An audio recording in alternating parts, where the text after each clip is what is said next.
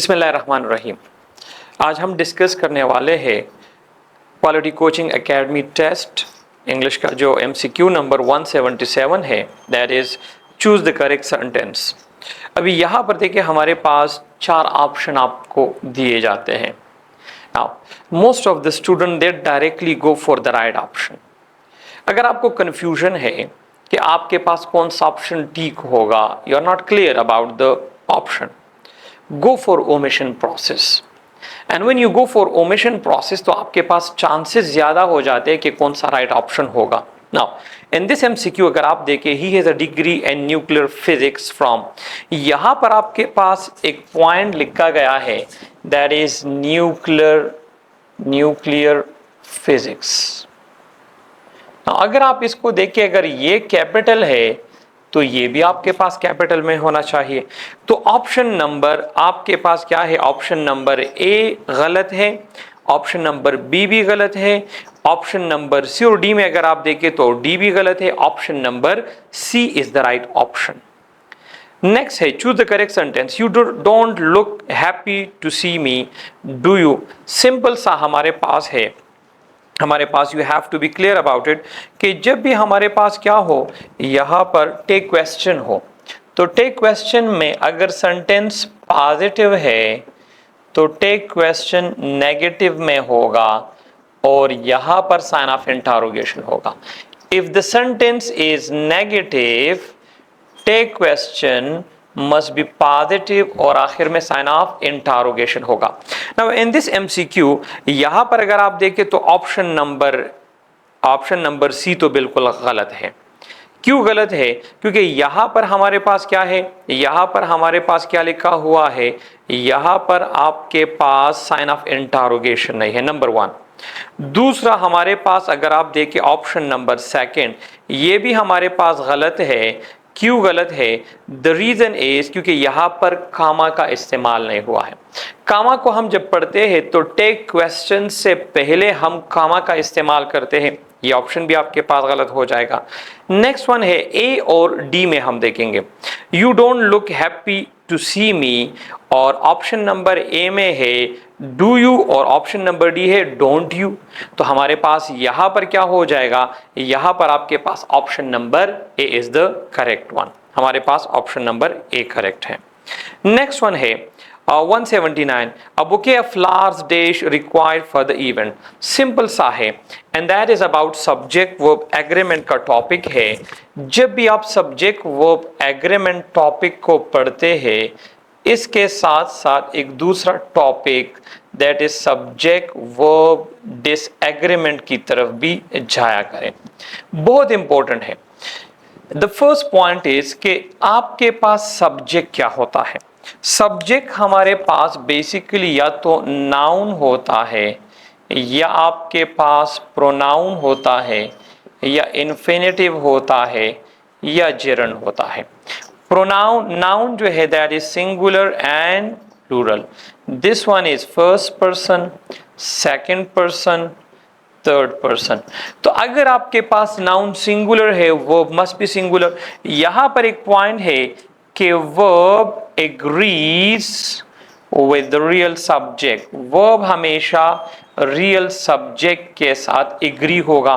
किस तरह हमारे पास रियल सब्जेक्ट, देखिए अगर मैं ये सेंटेंस लिखूं, सेंटेंस मैंने लिखा कि ही गो या गोज टू स्कूल। इस सेंटेंस में अगर हम देखें तो हमारे पास सिर्फ एक सब्जेक्ट है दैट इज प्रोनाउन, तो यहां पर गोज आ जाएगा, MCQ आया।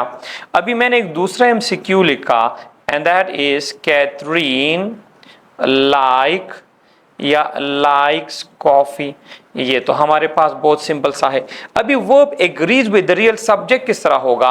अगर आपके पास एक से ज्यादा नाउन और प्रोनाउन सेंटेंस में हो तो फिर हमारे पास ऑर्डर क्या होगा, फिर हम किसकी तरफ जाएंगे?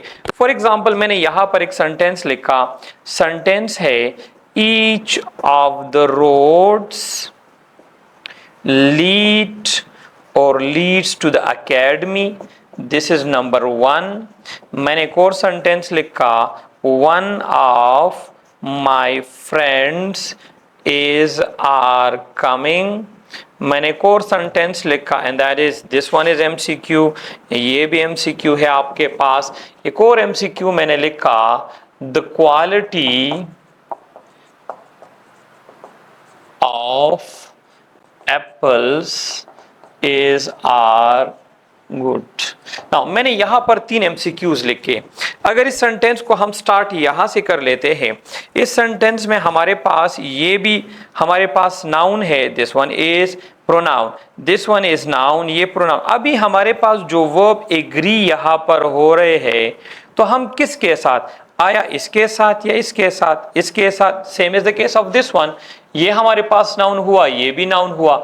अब वर्ब आया इसके साथ एग्री होगा या इसके साथ, तो वही point, verb agrees with the real subject, which one is the real subject? Now in this sentence बहुत सिंपल सा ट्रिक है, कभी भी आपके पास प्रीपोजिशन आ जाए, प्रीपोजिशन के बाद नाउन और प्रोनाउन लाजमी होगा।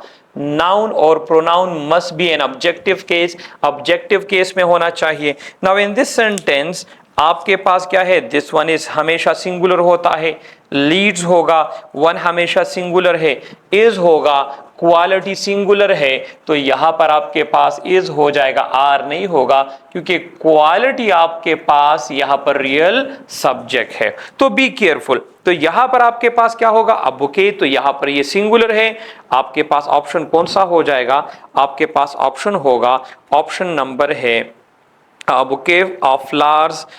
यहाँ पर हमारे पास कौन सा है, आर प्लूरल है, हैव प्लूरल है, हैड हमारे पास नहीं होना चाहिए, तो आपके पास option number D is the correct one.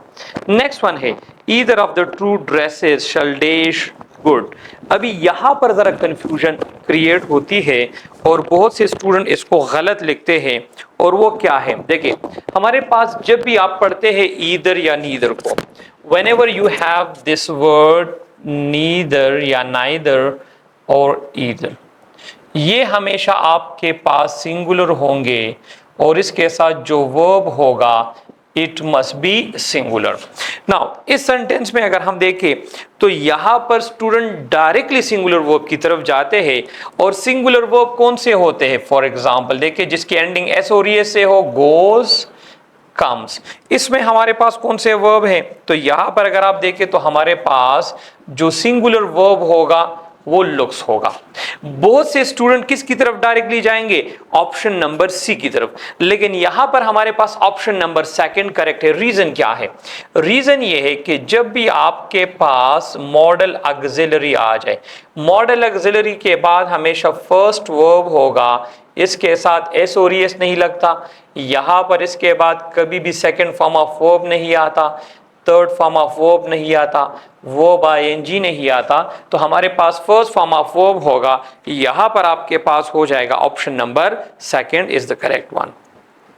Next है a large number of soldier, simple सा है, कभी भी आपके पास ये फ्रेज आ जाए and that is a large number of या अ नंबर ऑफ, तो ये हमेशा आपके पास प्लूरल होगा, और अगर आ जाए द लार्ज नंबर ऑफ या द नंबर ऑफ, तो ये हमेशा आपके पास सिंगुलर।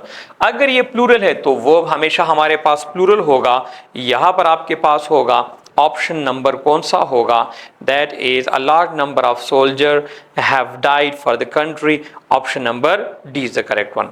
नेक्स्ट है the poor dash suffer a lot due to pandemic, तो यहां पर हमारे पास जब भी आपके पास एडजेक्टिव को आप एज अ सब्जेक्ट बनाते हैं, तो एडजेक्टिव से पहले आपके पास द लगेगा, द प्लस एडजेक्टिव, और ये एज अ सब्जेक्ट काम करेगा, ये हमेशा प्लूरल होगा, verb must be plural. Here in this sentence we have the poor, यहां पर हो जाएगा हैव सफर्ड अ लॉट, और सफर्ड आया है थर्ड फॉर्म ऑफ वर्ब है, उसके साथ हम हैव और हैज का इस्तेमाल करते हैं, option number that is the correct one.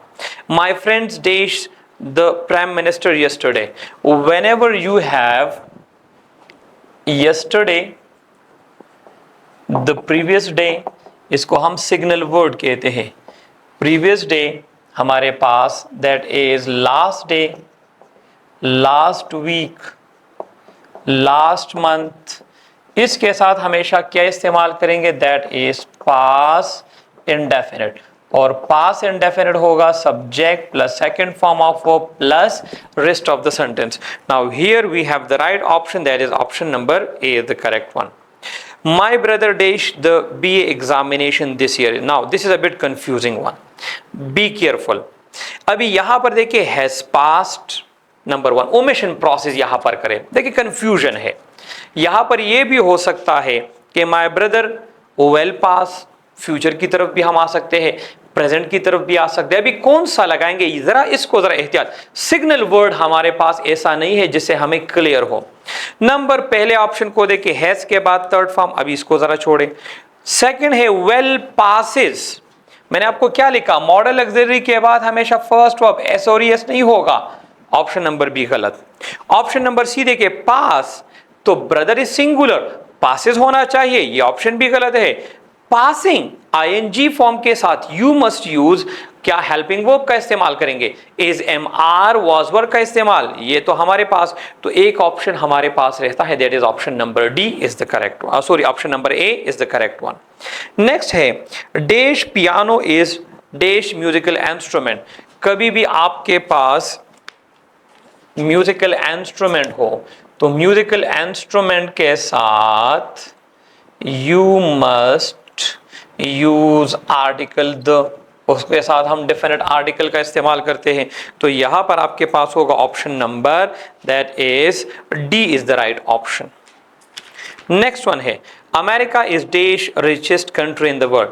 जब भी आपके पास सुपरलेटिव डिग्री हो with superlative degree of an adjective, superlative degree of an adjective के साथ हम किस चीज का इस्तेमाल करते हैं, उसके साथ हम आर्टिकल द का इस्तेमाल करते हैं. तो यहां पर भी आपके पास होगा ऑप्शन नंबर सी. यहां पर हमारे पास 187 में spot the error in the following sentence. Now the teacher tried her best to explain the concept to me, still I did not understand. देखिए हमारे पास एक एक्शन हुआ है, अभी भी उसका रिजल्ट है. हमने डिस्कस किया था प्रेजेंट परफेक्ट को. प्रेजेंट परफेक्ट आपके पास कौन सा होता है, जब कोई एक्शन फिनिश होता है लेकिन उसका रिजल्ट आप अभी भी क्या है, उसका इफेक्ट होता है, still it's result is felt. तो यहां पर हमारे पास क्या होना चाहिए, ऑप्शन नंबर सी आपके पास स्पॉटिंग द एरर है. नेक्स्ट वन है that is 188 freedom of expression meaning. देखें हमारे पास यहां पर क्या गलती है, फ्रीडम ऑफ एक्सप्रेशन मीन्स होना चाहिए, फ्रीडम ऑफ एक्सप्रेशन आपके पास मीन्स. तो यहां पर हमारे पास क्या होगा, स्पॉटिंग द एरर कौन सा है, ऑप्शन नंबर बी में है. कोर्डियल का मतलब क्या होता है, कोर्डियल का मतलब होता है दैट इज फ्रेंडली, हमारे पास दैट इज प्लेजेंट, उसको हम कहते हैं. तो हमारे पास ऑप्शन नंबर सेकंड. 190 में हमारे पास senseless is the right option, हमारे पास सेकंड ऑप्शन ठीक है. कोलोसल कहते हैं बहुत बड़े को, ह्यूज को, तो जाइगेंटिक जो है उसको हम कहते हैं, यहां पर हमारे पास option number second is the correct one. 192 है Akbar became an heir to the throne at the age of 13. The sentence is, अभी इस सेंटेंस में देखिए कि हमारे पास सब्जेक्ट कितने हैं और वर्ब कितने हैं, ये आपने फाइंड आउट करना है.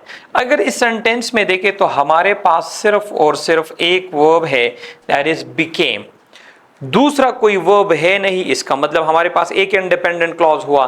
जब एक इंडिपेंडेंट क्लॉज हुआ तो एक इंडिपेंडेंट क्लॉज को हम क्या कहते हैं, सिंपल सेंटेंस है, और option number A is the correct one. Next one है man is the only creature that is endowed with the art of humour. देखिए यहां पर मैन इज एक हुआ, दैट इज दूसरा हुआ, तो यहां पर एक हमारे पास डिपेंडेंट क्लॉज है, दूसरा इंडिपेंडेंट क्लॉज है. This sentence is called complex sentence, ये हमारे पास कॉम्प्लेक्स सेंटेंस हो जाएगा. और लास्ट एमसीक्यू है the police should exercise there authority with a little bit of sensitivity and humanity. अभी इसमें देखिए शुड एक्सरसाइज ये वर्ब है और कोई वर्ब हमारे पास नहीं है. Again this one is simple sentence. तो मैं आपको एक मामूली सा चार्ट बना लेता हूं कि आपको जरा आसानी हो जाए. सिंपल, कंपाउंड, कॉम्प्लेक्स और कंपाउंड कॉम्प्लेक्स. इसमें हमारे पास क्या होते हैं, सिंपल सा, यहां पर आपके पास एक हुआ इंडिपेंडेंट क्लॉज और एक हुआ डिपेंडेंट क्लॉज। अब इन दोनों को देखें, कभी भी आपके पास सिंपल सेंटेंस आ जाए तो यहां पर सिर्फ और सिर्फ एक होगा, यहां पर कुछ नहीं होगा। दूसरा, यहां पर सिर्फ दो होंगे और आपके पास फैन बॉयज होंगे और डिपेंडेंट क्लॉज नहीं होगा। कॉम्प्लेक्स में आपके पास क्या होगा, आपके पास वन इंडिपेंडेंट होगा और वन आपके पास डिपेंडेंट, और आपके पास एक से ज्यादा भी जो है वो डिपेंडेंट आ सकते हैं। और कंपाउंड कॉम्प्लेक्स में टू इंडिपेंडेंट, वन आपके पास डिपेंडेंट और मोर आपके पास डिपेंडेंट आ सकते हैं। तो ये आपको मैंने एक सेंटेंसेस का जो है वो एक ड्रॉ किया, इससे आप समझ सकते हैं कि इसमें कौन कौन से आते हैं। तो यहां पर आपके पास ऑप्शन कौन सा होगा, option number A is the correct one. Thank you.